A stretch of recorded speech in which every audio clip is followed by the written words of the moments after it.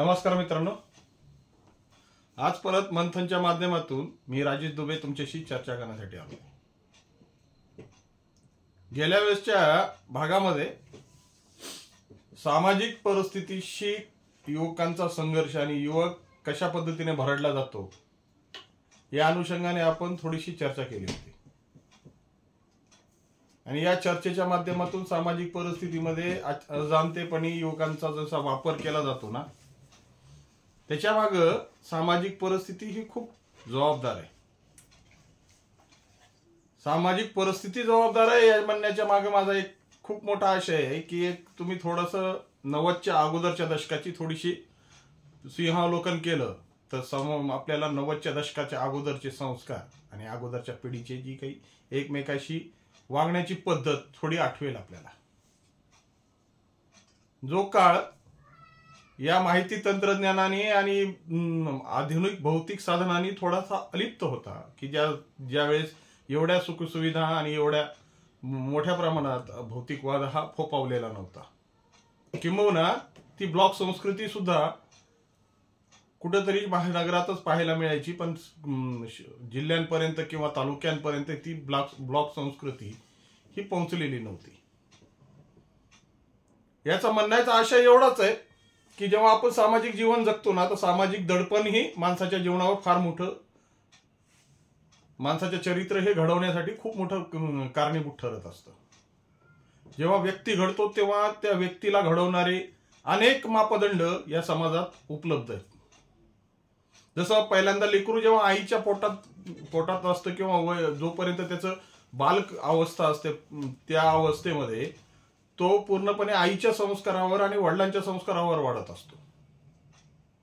पण जसा तो मुलगा जो बाळ सामाजिक वलयाकडे म्हणजे शालेय जीवनाकडे जातो तेव्हा त्या गुरुच्या सानिध्यात गेल्यानंतर गुरुजींचे संस्कार होतात। पण 10वीच्या नंतर गुरु, आई आणि समाज या तिन्ही गोष्टींचं समन्वय या मुलाच्या जीवनावर फार मोठं परिवर्तन घडवत असतं। मग समाज बांधिलक्या त्यावेळेस 1990च्या अगोदरच्या काळात नव्हत्या का? तर त्यावेळेस समाज बंधनं खूप मोठ्या प्रमाणात होती। कोणी ज्येष्ठ मंडळी जर आपल्या समोरून जायची तर विनम्रपणे मान म्हणून आपण आपला एक तर खाली मान घालायचं किंवा कुठेतरी आपण अशा ठिकाणी थांबलेलो असलो तर त्यावेळेस तो रस्ता बदलायची वेळ येत होती। पण आजच्या या धावपळीच्या जीवनात किंवा वाढत्या भौतिकतेच्या जीवनामध्ये आज त्या गोष्टीकडे आपला विसर पडत चाललाय। किंबहुना की आपण त्या गोष्टीला जाणून बुजून आपल्यावर त्या अनैतिकपणे थोपल्या गेले असं जाणवू लागलं। मग ही अनैतिकपणे थोपल्या गेलेली गोष्ट सामाजिक जीवनामध्ये किती महत्वाची आहे याचा विसर मात्र आपण स्वतःवर विसर पाडू लागलोय। या विसराळूपणामुळे आज अजाणतेपणी अनेक गोष्टींचे धोके आपल्या जीवनात येत आहेत। तुम्ही विचार करा की आपण ती चर्चा करत होतो की ज्या मुलांना अजाणतेपणी या गोष्टीमध्ये सम्मिलित झालेत, ज्या मुलांच्यावर कसलाही आपराधिक शिक्का नाहीये, ज्या गोष्टींना कधीही सामाजिक दायित्वामध्ये म्हणजे या गोष्टीची जाणीवही नाहीये आणि सामाजिक परिस्थितीचा भानही नाहीये। मग या सामाजिक परिस्थितीमध्ये भान निर्माण करणारे कोण आहेत? तर तुम्ही आम्ही, की जे एक टप्पा आपण जीवनाचा पार करून दुसऱ्या टप्प्यात आपण पदार्पण केलंय आणि हे पदार्पण करत असताना आपल्याला आलेले अनुभव हे आपल्या कनिष्ठांना आपण जेव्हा देतो तेव्हा खऱ्या पद्धतीने समाज व्यवस्था ही नीटपणे चालत असते। जसं शिवाजी महाराजांचा इतिहासचा अभ्यास करून अमेरिकेने आपल्या जागतिक दर्जामध्ये आपली पहिली पसंती किंवा पहिल्या क्रमांकाचं स्थान मिळवलं ना, तर ते जसं पाहिलं तर अमेरिकेचा खूप मोठा इतिहास नाहीये। अमेरिकेला बघितलं तर अमेरिको या शास्त्रज्ञाने किंवा या खलाशाने याचा शोध घेतला त्यावेळेस आपण सुसंस्कृत आणि चांगल्या पद्धतीने जीवन जगत होतो। आपल्याकडे खूप काही अशा गोष्टी होत्या की त्या काळामध्ये आपल्याला सोने की चिडिया म्हणून ओळखलं जायचं। त्यावेळेस अमेरिका हे पूर्णपणे रानटी अवस्थेत जगत होतं।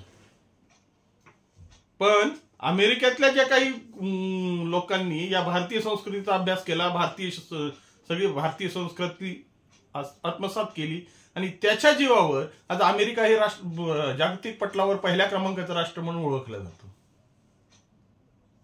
किंबहुना जपान या देशाचा तुम्ही अभ्यास केला तर जपानमध्ये सगळ्यात मोठी जी भक्ती आणि जो भाव आहे तो बुद्धिझमचा आहे. त्या बुद्धिझमच्या जीवावर आज जपानने आपली कसोटी या जगाला सिद्ध केलेली आहे. मग ज्या संस्कृत्या इथंच उगम पावल्या, या देशाच्या धर्तीवर ज्या संस्कृत्या ज्या जन्म घेतला त्या संस्कृत्यांना आपण कसं विसरू शकतो? मग अनैतिकपणे आपल्या मुलांना आपण त्या गोष्टी पासून का लांब घालतोय? तर हा सगळा लांब घालण्याचा फक्त एकच आहे की आपण आधुनिकतेकडं ज्या दृष्टीनं पाहतो किंवा ज्या गोष्टीकडे आपण आपलं वळण आहे त्या वळणाला आपण नीटपणे जाणून घेतलेलं नाही. माझं मत हे नाहीये की तुम्ही भौतिक साधनाचा वापर करू नका किंवा भौतिक सुविधांचा भौतिक सुखांचा परित्याग करा. अहो, भौतिक सुखांबरोबर आपली भारतीय संस्कृती सुद्धा तुम्ही पूर्णपणे रुजवा ना. एक बाप म्हणून तुम्ही जेव्हा या समाजामध्ये मिरवताना तर या बापाची कर्तव्यही तुम्हाला तेवढीच निभावावी लागतात. एक भाऊ म्हणून जेव्हा तुम्ही मिरवतात तेव्हा भावाची कर्तव्य असतात, काका म्हणून मिरवतात तेव्हा काकाचीही कर्तव्य असतात. या कर्तव्यांना तुम्ही चुकू नका. जेव्हा तुम्ही या गोष्टीपासून लांब जाताल तेव्हा आपोआप तुमच्या समाज परिस्थिती ही तुम्हाला तुमच्या कर्तव्यापासून जेव्हा लांब जातात तेव्हा तुमच्या अधिकारापासून ही समाज संस्कृती ही परिस्थिती तुम्हाला लांब करते आणि त्यामुळं येणाऱ्या काळात खूप मोठ्या अडचणीचा सामना तुम्हाला करावा लागतो. मग हे दोषी फक्त एकटेच आहेत का? नाही, तर याला दोषी आपण सुद्धा तेवढ्याच प्रमाणात आहेत की आपण आपल्या नैतिकता विसरून गेलोय, आपलं दायित्व विसरून गेलोय, सामाजिक भान विसरून गेलोय, सामाजिक परिस्थिती विसरून गेलोय. या सगळ्या गोष्टी करत असताना तुम्ही एक छोटीशी उदाहरण अजून एक देतोय की जेव्हा तुम्ही एक सामाजिक जीवन जगत असताना तुमचा मांडलेला विचार जर तुमच्यापेक्षा लहान मुलांनी तुम्हाला तुमच्या तोंडावर खोडून काढल्यानंतर तुम्हाला जो राग येतो ना, तो राग म्हणजे तुम्हाला या मुलांनी दिलेले उत्तर असतं